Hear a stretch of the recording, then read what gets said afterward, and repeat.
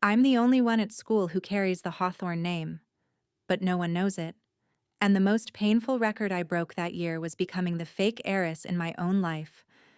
She arrived wearing my name, stealing my friends, my reputation, even claiming that I was the imposter. But what she didn't know is this: I never needed to prove who I was until the day she exposed herself. This story takes place at St. Marlowe Academy, where America's elite send their children, and where one fearless girl dared to challenge the Hawthorne legacy, only to be destroyed by the very person she tried to replace. If you've ever had something stolen from you, you'll want to hear the rest of the story. People say if you want to truly know someone, look at who they are when there's nothing left to show off. I was born with everything status wealth, a last name that makes CEOs in Seattle pause when they hear it. My name is Evelyn Hawthorne, youngest daughter of the Hawthorne Hotel Empire. But at St. Marlowe Academy, I go by Eve Lawrence. St. Marlowe is one of the most prestigious private schools in America. Most of my classmates are senators' children, heirs to tech giants, or minor royalty. If anyone found out I was a Hawthorne, they wouldn't see me, they'd only see the name. So I hid it. I lived like a scholarship student, quiet, modest, invisible. Except to Tyler. Tyler Reed was the first person to actually see me, not the version of me I let the world believe, but the part I kept hidden. He came from a middle-class family, full academic scholarship, incredibly smart, but never loud about it. We met in AP Physics, where he smiled for the first time after I fixed the projector he'd nearly fried. No one knew we were dating. No one knew he was the one person who made me feel like the world wasn't just a ladder I had to pretend to fall off of. And he loved me completely without knowing who I really was. I thought that if I stayed quiet long enough, the storm would pass me by. But storms don't care if you're silent, they only need a wind ambitious enough to rise. Amber Knight transferred into St. Marlowe mid-semester. She was beautiful, soft-spoken, and sweet, the kind of girl teachers favored and classmates quietly envied. At first, I didn't pay attention. I kept my seat in the back row, took notes, and lived the kind of life no one remembered. Until I heard my own name spoken from her lips. With a smile that never faltered, Amber looked the headmaster in the eye and said, "I'm Evelyn Hawthorne, granddaughter of the chairman of Hawthorne Group." My heart clenched. She knew who I was, but she didn't recognize that the girl she was replacing was sitting just one row behind her. Amber had done her homework. In elite circles, names like Evelyn Hawthorne floated like myths, famous whispered but rarely seen. She assumed I was just a poor girl who'd accidentally borrowed the wrong name. And she moved quickly to claim what she thought I didn't deserve. No one questioned it. No one doubted her. And so Amber slipped into the very role I had once refused to wear: a private chauffeur every morning. French lunches delivered to her table. Perfume gifts for the literature teacher. And above all, every word she spoke seemed to remind me I wasn't allowed to step into the light. I didn't do anything. I didn't confront her, didn't demand she stop. I simply watched quietly as Amber began to live inside the name that was always mine. She didn't just lie. She lived as if the lie were the only truth. Rumors spread like wildfire. That Evelyn Hawthorne, meaning Amber, had finally returned home. That she'd grown up in Europe, had once appeared briefly on the cover of Teen Vogue. That this girl named Eve was just some shameless scholarship kid pretending to be someone she wasn't. I wasn't surprised. I'd seen this before in my world. Those best at pretending usually had the least to lose. What I didn't expect was that she'd aim straight for Tyler. I saw the old tricks. Amber got lost in the dorms and asked Tyler for help. She accidentally sat beside him in the library, brushing his hand while reaching for a book. Then came the photo, 2 cups of coffee, and a man's hand in frame. The caption, "Never thought the one I liked would remember exactly how I take my coffee." I read it, and I stayed silent. The school started whispering. Amber didn't confirm anything, but she didn't deny it either. She just smiled whenever someone mentioned Tyler as if letting others fill in the blanks. And me, the one who knew the truth, became the outsider in my own story, one I never got to write. Then things started to unravel faster. Amber didn't just want the name. She wanted to erase me. In class, she looked directly at me and said, "Some people are born to inherit.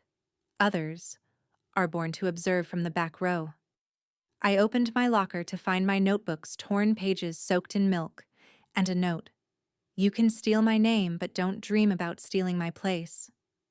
I didn't react. Amber started a group chat with a few girls expose Eve, where everything I did became a joke. She said I stole blush from the theater room, that I once cried in the bathroom over some imaginary boyfriend. Each message was a paper cut, not fatal, but they bled me all the same. Worse, she always played the saint. Amber was the first to comfort me in front of teachers. "Miss, I think Eve's just a little sensitive. I'm sure she didn't mean anything. She acted too well. I stayed too quiet. But this wasn't weakness. My silence wasn't surrender. It was restraint. Because some truths spoken too early get buried in noise. I wasn't trying to prove anything to her. I was simply waiting for the right person, the right moment, the right stage. I took a week off from school. No one asked why. No teacher reached out. Maybe they assumed I had finally accepted the truth that I wasn't who I claimed to be and quietly stepped off the stage. The truth is, I hadn't given up. I just needed to breathe. I needed time to not cry every time someone said the name that should have belonged to me. I hid away in a small apartment behind the Hawthorne Hotel, off limits to everyone except family. I turned off my phone, ignored every message. I didn't want to talk. But they knew anyway. My 3 brothers had known for a while. On Tuesday night, Caleb showed up without warning. He placed an iPad on the coffee table and hit play. It was a video. Amber and her friends were laughing as they slipped a milk bottle into my locker, something that later ended up spilled all over my notebooks. I stared at the screen, said nothing. He didn't need me to. "I don't understand why you stayed silent for so long," Caleb said, voice low, "but I'm not letting her do it again." Caleb is my oldest brother, the CEO of Hawthorne Group. He doesn't act impulsively. But the moment my name was mocked, he assigned our top-tier security team, the same people who monitor international takeovers, to quietly start watching Amber. Not to retaliate, but to gather truth, every word, every move, every violation of what the Hawthorne name stands for. Miles, my second brother, is the group's lead legal counsel. He knew I was being isolated weeks ago after a vice principal accidentally forwarded him an email questioning my uncertain conduct in literature class. He never asked me about it. Instead, he filed a request to audit Amber's admission records. He found that her recommendation letter came from a law firm that didn't exist anywhere in Washington's legal registry. He printed the file, sent it to Caleb, and messaged me just one line: "You don't need to prove anything. We'll do it for you if you want." Aiden, the brother closest to me in age, had once walked the same halls at St. Marlowe. When he saw a photo of Amber next to Tyler making its rounds online, he returned to the school without telling anyone. Using the old surveillance system he'd helped set up as a tech lead during his time there, Aiden pulled footage in under 48 hours. Amber stepping out of a black town car, switching to a school shuttle to appear modest.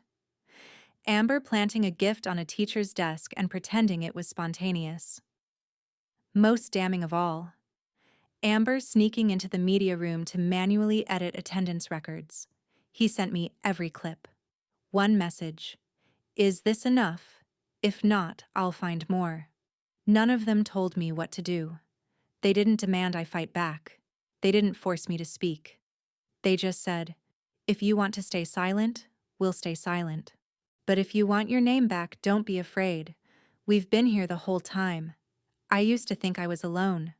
But all this time, while I was being mocked, slandered, and isolated, there were 3 men watching from the shadows, waiting for the moment I was ready." to step forward and reclaim what was always mine. I thought everything was finally coming to an end. All three of my brothers had stepped in quietly, and the truth was beginning to surface like sunlight breaking through fog. I imagined I could go back to class, sit in my usual seat, and finish the rest of my school year quietly, just like before. But I had underestimated one thing Amber didn't think she was losing. She had no doubts. Not for a second did she believe that I, Eve Lawrence, the quiet girl in the last row, was actually Evelyn Hawthorne, the very person she was pretending to be. When the school administration summoned Amber to clarify suspicions of identity fraud, I thought she might back down. Someone said she cried. Others claimed she slammed the desk and threatened to sue the school for defaming the true Hawthorne heiress. I didn't care about the rumors. I just stayed silent and exhaled a little easier. Maybe I hoped she would step down with the fake dignity she had wrapped herself in. But no, Amber had a plan all along, and now she was ready to announce it. 3 days later, the entire school received invitations to the annual Hawthorne Gala, sponsored by my family's company. Venue, the Hawthorne Grand Hotel, downtown Seattle. Invitations issued by Amber Knight under the name Evelyn Hawthorne.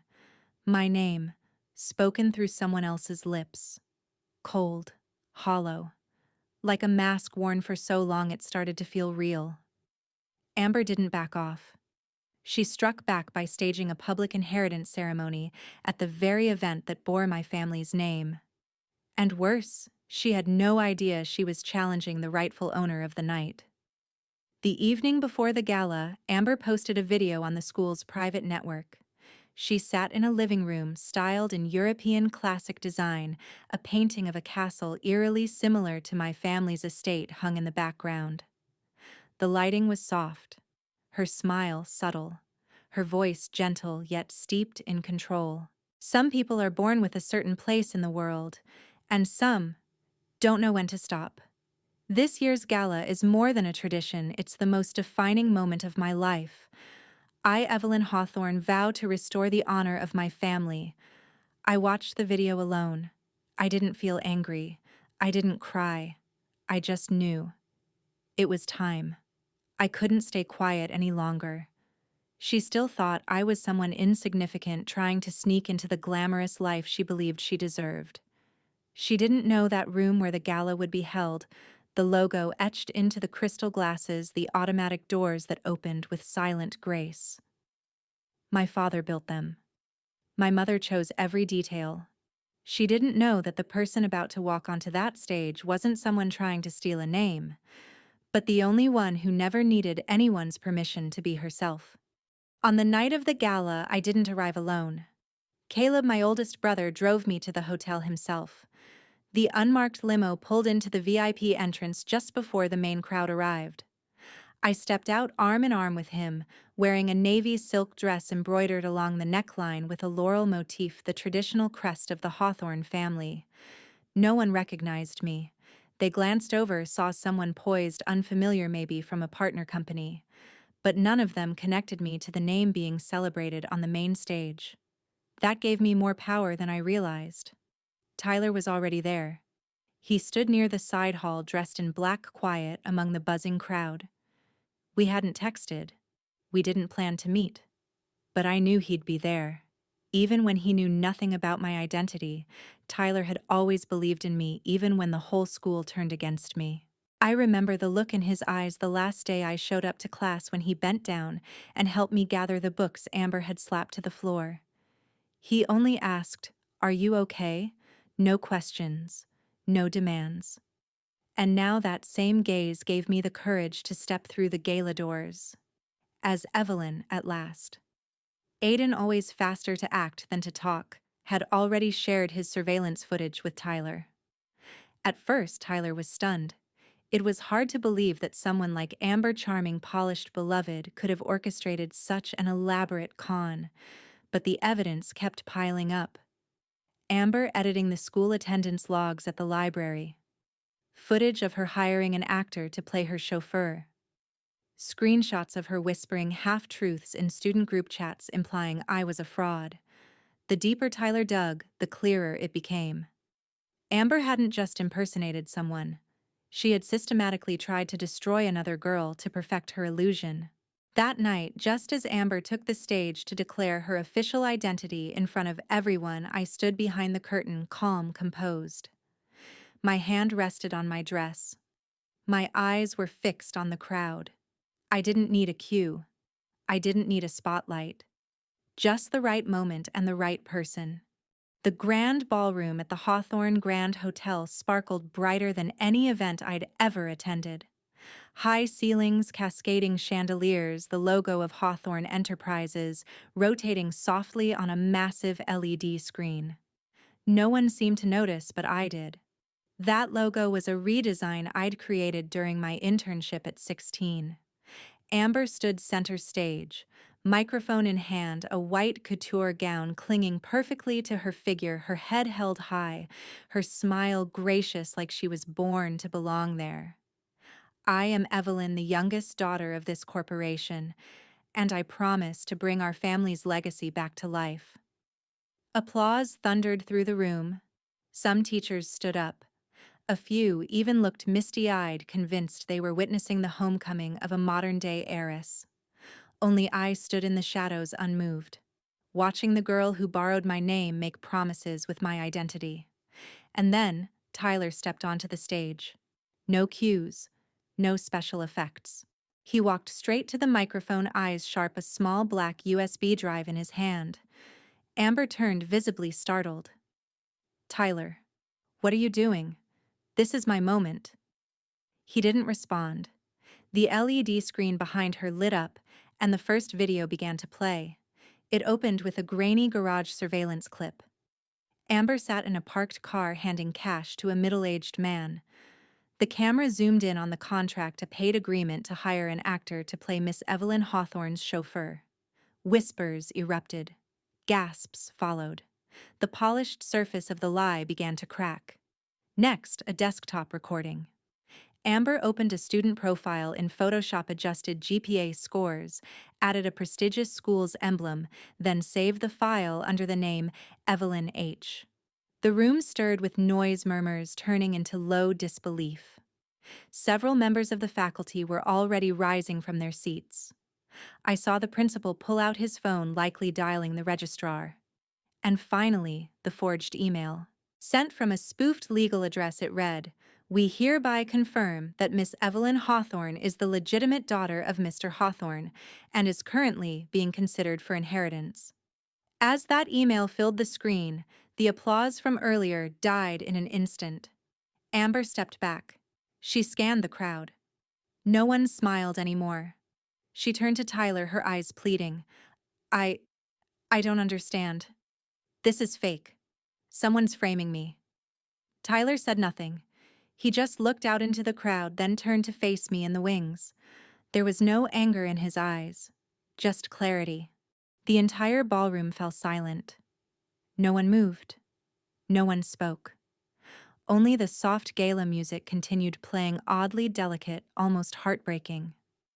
I stood in the center of the spotlight. Behind me were my 3 brothers, each one quiet, steady, like shields I'd never asked for, but always had. Caleb, dressed in black, stood like he was back in the boardroom. Miles held a red folder, stepping forward as if preparing to sign an executive order.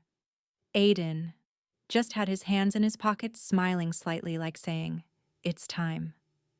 I didn't speak. I didn't need to.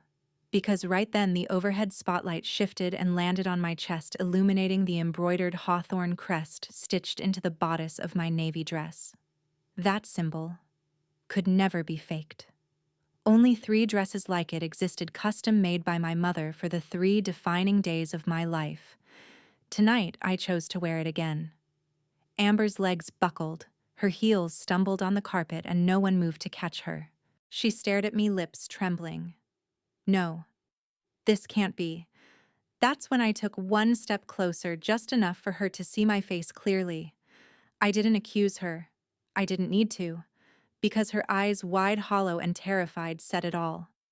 She hadn't just borrowed a name. She had tried to steal the life of the girl standing right in front of her. Off to the side of the stage, Tyler remained still. His gaze locked onto mine, unblinking, unreadable. I turned to face him. No more hiding. And after a moment of breathless silence, he whispered, "You're the Hawthorne heiress." I nodded, then smiled, not proud, not smug, just honest.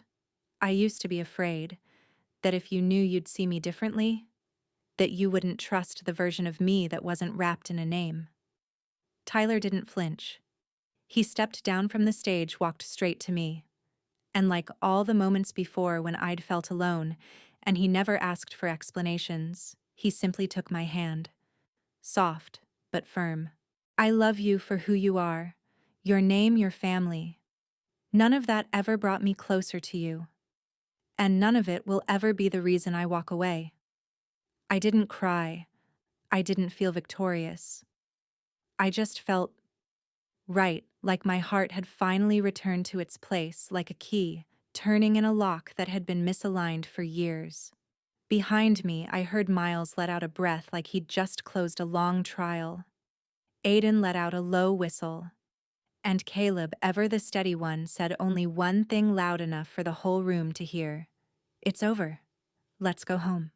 Amber withdrew from school immediately after the gala. No more excuses, no more sweet smiles. Her social media accounts vanished overnight. The same people who once praised her fell silent as if they'd never known her. Rumors said she moved to another state, changed her name, started over. Others claimed her family was in debt, and this impersonation was just one thread in a larger web of deception. I never confirmed it, and I didn't need to, because I understood one thing. You can borrow a name, but you can't borrow presence. Amber could dress like an heiress, speak like nobility, live in a room styled after the Hawthorne estate. But in the end, the light didn't choose her, because light never lingers on a lie.